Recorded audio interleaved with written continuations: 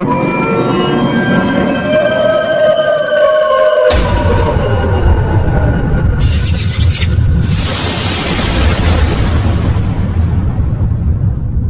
पुराना गांव कुसुमपुर। चारों तरफ खेत, टूटी कच्ची सड़कें और रात होते ही ऐसा सन्नाटा कि जैसे हर चीज किसी डरावनी शक्ति के अधीन हो। यहाँ गांव में कुछ दिनों से रात में लोग एक एक करके गायब हो रहे हैं और इन्हें कौन गायब कर रहा है ये कोई नहीं जानता। इस वजह से यहाँ के लोग रात में बाहर निकलने से डर रहे हैं। वीरेंद्र शहर में रह रहा था। उसके पिता की हाल ही में मौत हुई थी और अब उसे अपने पुश्तैनी घर और जमीन के कागज पूरे करने के लिए कुसुमपुर लौटना पड़ रहा था। शाम का समय था। आकाश में हल्की धुंध थी और सड़कें लगभग अंधेरी। वीरेंद्र ऑटो में बैठा गांव की ओर बढ़ रहा था। ऑटो वाला चुपचाप ड्राइव कर रहा था। वीरेंद्र ने मजाक में कहा, भाई रात में तो काफी सुनसान रहता है यहाँ। ऑटो वाला बस एक ही बात बोल पाया, साहब कोशिश करना रात को बाहर मत जाना। रास्ता लंबा और धूप से भरा था। वीरेंद्र ने बाहर झांक कर देखा तो उसे सड़क किनारे खड़े पेड़ और खेतों के बीच से गुजरती अजीब सी परछाइयां दिखाई दी। हल्की हवा से पेड़ों की शाखाएं जैसे फुसफुसा रही हों। वीरेंद्र ने खुद से कहा, बस शहर में रहकर ही अच्छा था। ऑटो धीरे धीरे गांव के मुख्य चौक पर पहुंचा। वहां का दृश्य वीरेंद्र को हैरान कर गया। पूरे गांव में सन्नाटा था। कोई दुकानदार नहीं, कोई आदमी नहीं।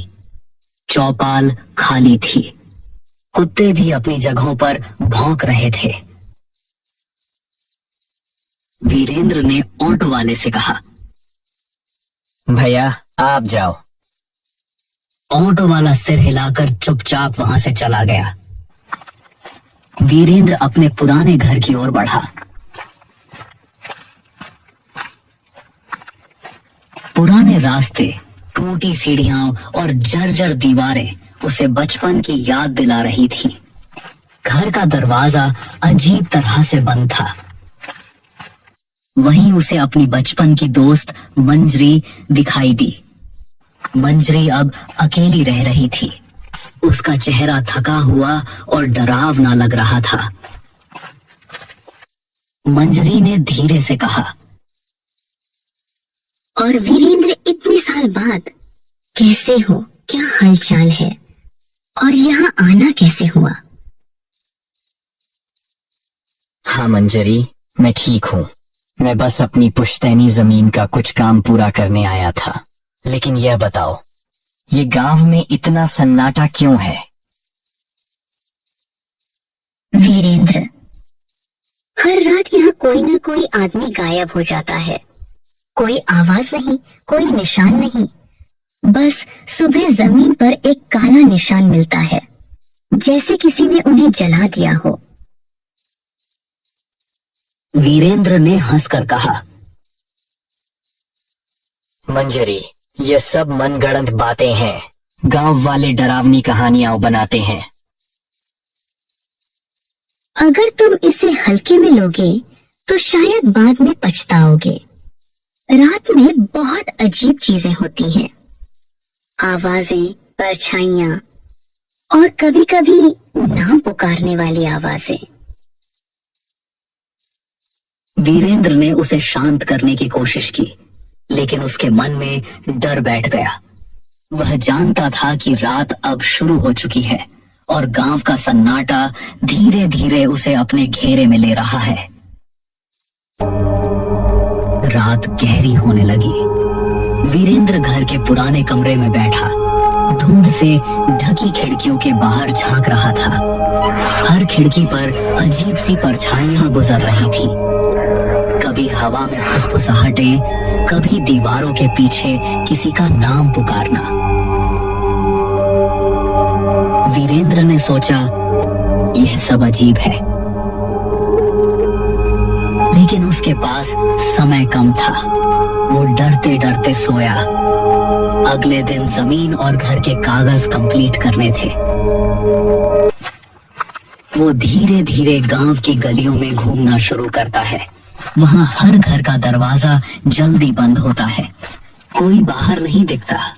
चौपाल बिल्कुल खाली। कुत्ते भी अजीब तरह से घूर रहे थे। वीरेंद्र ने महसूस किया कि जैसे हर कोई डर के साए में रह रहा हो। तभी उसे गांव का पुराना पंडित दिखाई दिया। पंडित बुजुर्ग और गंभीर थे। उनका चेहरा समय की मार झेल चुका था। पंडित ने वीरेंद्र को देखते ही गंभीर स्वर में कहा, वीरेंद्र, तुम यहाँ क्या करने आए हो? पिताजी के जमीन के कागज पूरे करने, लेकिन ये सब अजीब क्यों है? यह गांव शापित है और यह श्राप उसी जमीन से जुड़ा है जो तुम्हारे परिवार की थी। वीरेंद्र हैरान रह गया। उसने पूछा, कैसा श्राप? तुम्हारे दादा ने इस जमीन पर एक मंदिर गिरवाया था। उस मंदिर में एक रक्षक की आत्मा थी जो गांव की रक्षा करती थी। जब मंदिर टूट गया, आत्मा कैद हो गई। अब यह हर रात किसी इंसान की आत्मा खींचती है ताकि अपनी कैद से मुक्त हो सके। वीरेंद्र ने पंडित की बातों को बड़ी गौर से सुना, लेकिन उसके भीतर डर बैठ चुका था। वीरेंद्र ने पंडित की बातों को सोचते हुए रात बिताई। आसपास के धुंध और आवाजें उसे लगातार परेशान कर रही थी।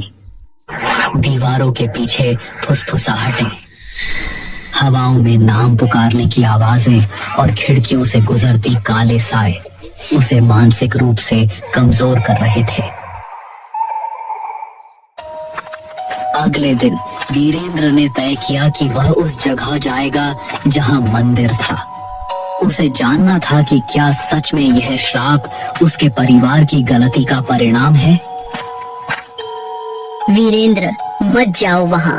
यह खतरनाक है। तुम्हें शायद बचकर नहीं निकल पाओगे।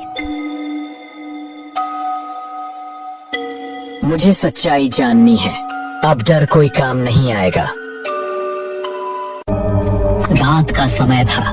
पूरा गांव वीरेंद्र को रोकने की कोशिश कर रहा था, लेकिन वीरेंद्र ने हिम्मत दिखाते हुए आगे बढ़ना तय किया। वीरेंद्र उस जगह पहुंचा। चारों तरफ जली हुई मिट्टी, टूटी दीवारें और बीच में एक पुराना बुझा हुआ दिया पड़ा था। वीरेंद्र ने धीरे से दिया जलाया।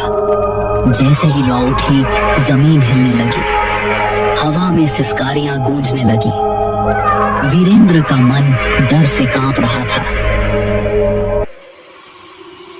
तभी मंजरी वहां पहुंचती है, लेकिन उसका चेहरा बदल चुका था। उसकी आंखों में अब शैतानी शक्ति दिख रही थी। मंजरी इंसान नहीं थी। वो वही राक्षस की आत्मा थी जो मंदिर टूटने पर कैद हो गई थी। सालों से मंजरी गांव के लोगों को मार रही थी ताकि उन्हें अपने अंदर खींचकर श्राप से मुक्त हो सके। लेकिन अब वीरेंद्र के लौटने से उसकी कैद पूरी तरह टूटने वाली थी। मैं अब तुम्हें नहीं छोड़ूंगी। तुम्हें निगलने के बाद मैं इस श्राप से मुक्त हो जाऊंगी। नहीं, मुझे छोड़ दो। लेकिन आसपास धुआं फैल जाता है। धीरे धीरे वीरेंद्र गायब हो जाता है। गांव में अब केवल सन्नाटा और हवा में हल्की सिसकारियां रह जाती हैं। सुबह गांव में अफवाह फैलती है। वीरेंद्र भी उस राक्षस के चंगुल में फंस गया। गांव के लोग अब और अधिक डर के साए में जीने लगते हैं। कुसुमपुर की धुंध अब और घनी हो जाती है। सड़कें, पेड़, खेत और पुराना घर, सब कुछ जैसे वीरेंद्र की कमी को महसूस कर रहा हो। मंजरी अब पूरी तरह शक्ति में गांव में घूमती है। हर रात वह नए शिकार ढूंढती है और कोई नहीं जानता कि अगली रात किसका साया दीवारों पर रह जाएगा।